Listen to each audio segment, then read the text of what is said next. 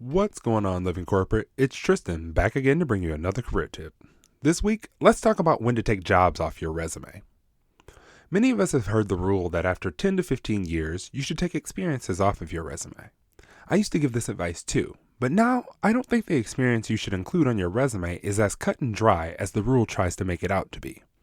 In conversations with my clients, I focus less on the time limit and more on the relevancy. When we are writing our resumes, we want to focus on providing the most relevant experience and skills in the shortest amount of time. So during my intake calls, when we get to those experiences that are 10 to 15 years back, I always ask, does this role contain a relevant skill set not already represented by a more recent job?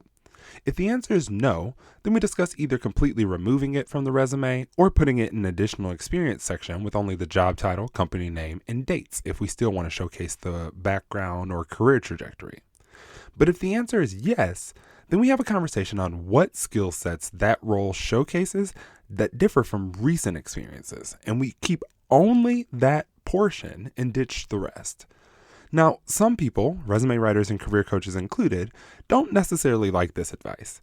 They may believe that this begins to create gaps in the resume, and to that, I would say that completely removing anything 10 to 15 years back already creates a large gap between college and the first employment experience listed. They'll also say that if the skill set is 10 to 15 years back, that it is probably outdated, to which I would say, if that's the only place that represents the skill set, then why risk the chance of not getting the job because you omitted it? Remember, there's no one right way to write a resume, but the purpose of your resume is to show the employer that you can help them solve their problem. So drop your attachment to certain parts of your experience if they don't fit with where you're trying to go, and keep them if they do.